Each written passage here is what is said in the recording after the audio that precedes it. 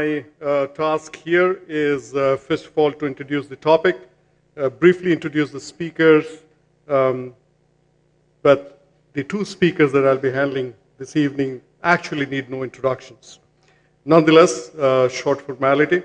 And just to give you a sense of how it will be, we'll give the speaker 3 minutes time to introduce the subject.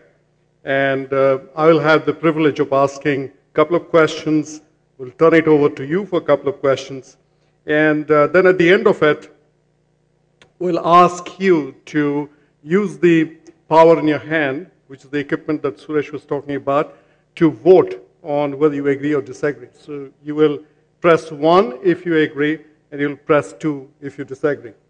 I will then summarize, and so that's going to be the lay of the land. But first, let me talk about topic 1 that we want to engage you with. And this is on whether India needs estate duty to give philanthropy a boost. Now, can I have Jayant here with me, please? Jayant.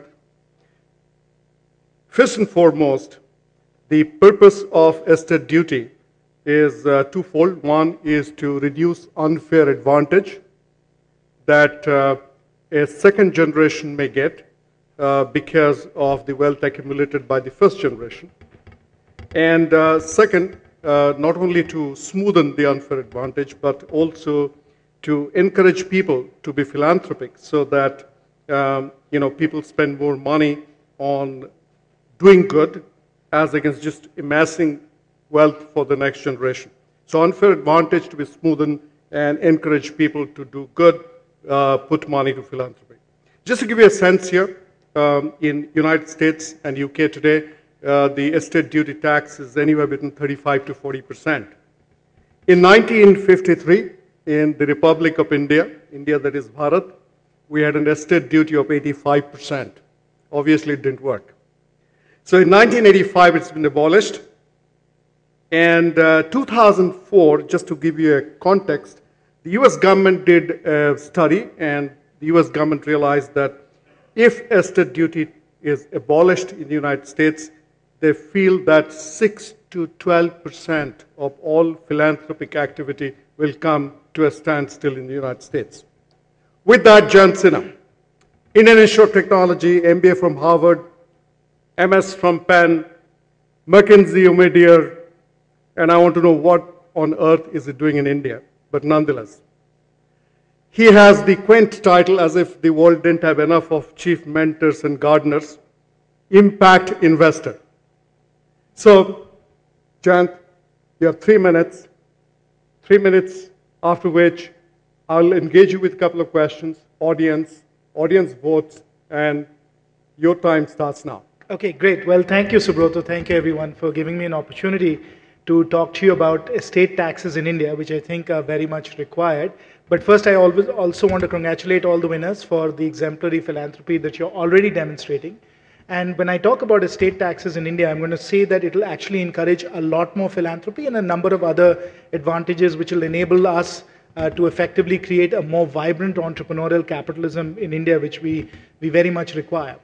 Now, when I bring up the topic of estate taxes in India, everybody says to me, but we don't really have that many rich people in India. If we were to have an estate tax, what difference would that make to India's ruinous fiscal deficit or the revenues that the government wants to generate? And what I would like to point out to them, that having estate taxes in India is actually not about the revenues that you can generate. I think what it can do, and it's one of those structural reforms that can in fact change the political economy of India. And let me explain why. I think there are really 3 or 4 important reasons why we do need estate taxes. First and foremost, we need to level the playing field. Subroto, as you've already mentioned, the power of compounding generation after generation is such that if you're a first generation entrepreneur and you're dealing with all of the dynastic capitalism that you have to deal with in India, you're facing a tremendous disadvantage. So if we want to create a society that gives opportunities that are equal to everyone, we have to level the playing field. And we have to have the creative destruction that entrepreneurial capitalism requires. Which is why we need estate taxes, so that we take away at least 50 or 55% of the advantage that dynastic business people already have right now. So it's about leveling the playing field and creating opportunity. By the way, taxes in the US and elsewhere, you said I've spent a lot of time in America, and I have. I can tell you, estate taxes are 55% there. So it really concentrates the mind wonderfully about what you do with your assets and so on. So the first and most important reason is it creates a level playing field. Secondly, it gets business owners to recognize that they're not going to own their businesses into perpetuity. They have to think about transferring their businesses into other hands. They start to think about owners, not necessarily operators. The third reason, which I think is very important, is obviously philanthropy. Now, you have to set it up correctly, which is that if you take money out of the estate tax net, it can go into a foundation where we then apply the entrepreneurial energies and the business talent that our great wealth creators have for philanthropy and to give back to society. So we create the incentive for them to redirect their energies, and I think that's another very important reason to have estate taxes. And then finally, what happens in India is when you pass away, when you die, nobody knows what your assets are. Nobody knows what your wealth is. It's hidden behind all these opaque structures. Now, Mr. Godrej isn't here, but I'm sure there'll be Godrejes, if you will. Godrejes full of cash as well, right? But on the other hand... Okay. Sorry? Yeah, 15 seconds more. Okay, I'll summarize. So there is a final accounting. You have to pay taxes. Everybody knows how much you have. I can tell you that will improve and clean up India's political economy a great deal. That's why we need estate taxes, not for the revenues, but for the changes in behavior that it will create. Fantastic, Jan. Fantastic. Thank you so much. I've never heard you speak before. And for a man who has really led the cat amidst the pigeons, talking about oligarchy and giving the alarm bells to India as a nation about not being the most favored destination for investments unless we change some of the structural things. You come across very soft-spoken, but I don't know if that's dynastic, though. Nonetheless, here's my first question to you. Why aren't we talking about a tax on dividends, even before we go to, deathly stuff like estate duty? Well, I think you should ask Mr. Chidambaram that question. Okay, good. I will do that. Here's the second question.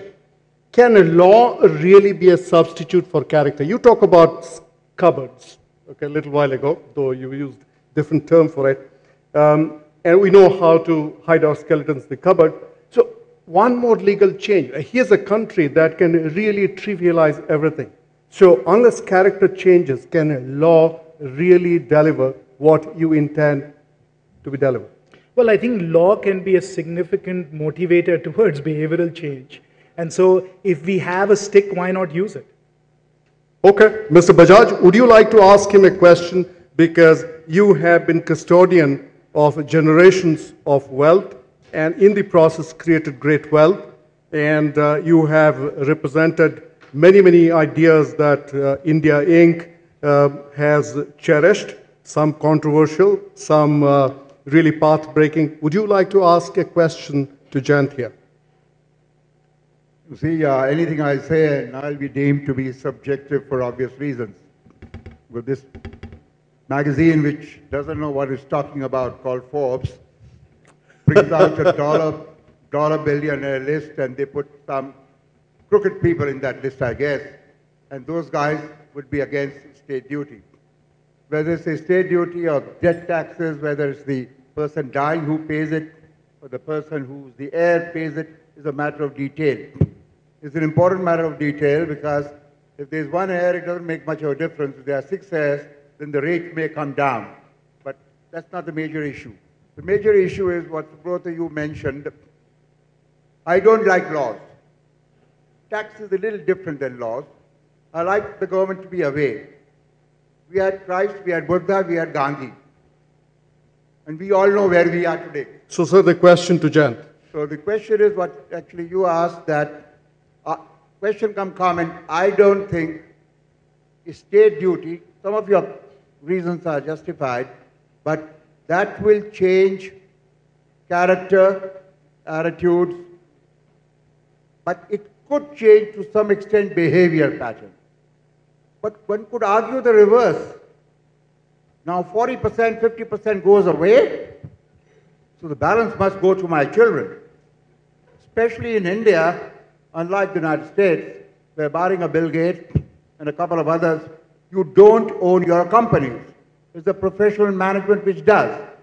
Here, the entire private sector is owned by the owners, majority control, substantial ownership, control, and hence management. So I think Jayant with the McKinsey background understood your question. So Jayant, rapid 1 minute response to Mr. Bajaj. No, I think that is precisely what we will change if we have estate duties, because right now the notion of ownership is a perpetual notion, which is I, my heirs, their heirs and so on will own this asset into perpetuity. Now that of course creates tremendous inequities because of the compounding of the wealth.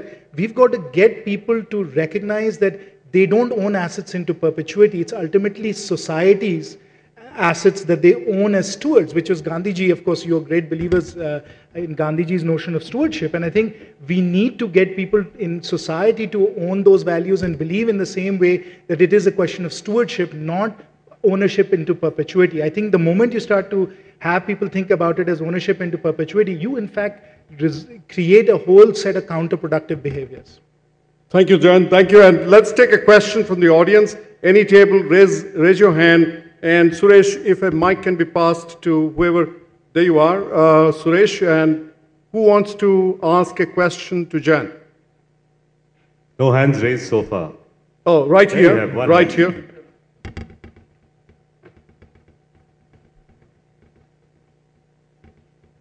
Good evening. There was a time, as Subroto alluded, when we did believe taxing people heavily. I don't think the government made more money, and I don't think our character has improved.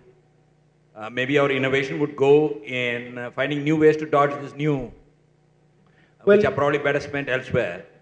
Well, I think. The question really is, how do we make it work? So let's say we go with it. How do you? Because I think passing the law is the easy part. How would you make it work? Actually, how do you make sure that India doesn't trivialize it? No, not at all. There's a very simple way of making it work. You ensure that only estates greater than 25 crores come within the tax net, for example. Could be 50 crores, could be a number, but I think it should be a sufficiently large number so that the vast majorities, maybe only 1% of the people that decease in any particular year are kind of covered by this. So you make it 25 crores, for instance, and then you have a special group within the income tax department that really focuses on these large estates. I think if you do it that way, then it doesn't bother 99% of the population, but you really focus in on the estates where you do want this kind of behavior change to happen. I think the intent here is to raise a question in every person's mind so that the discussion, the debate, and the dialogue, more than the debate, the dialogue continues. So thank you for that question, and thank you, Jayant. Let's have one last question, and right there. Prof, go ahead. Instead of estate tax, if you give the option that the amount of estate tax is the prerogative of the person, the rich individual or his family, to use for whatever CSR activities they want and get 100%. So either I give to the government or I give to causes that I believe in. I think it might work better. No, that is precisely the design, Trilochan, that I'm suggesting, which is what you have in the US, which is if you put it into a foundation and then there are very clear rules about what the foundation can or cannot do, and in fact, foundations have to spend 6% of their endowment every year in the US, so effectively they have to liquidate themselves over a period of time.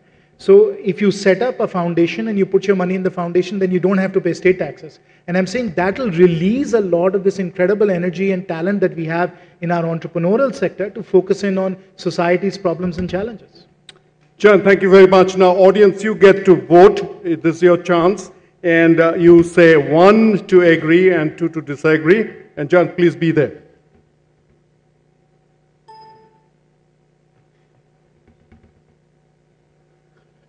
Your time starts now. You have 10 seconds.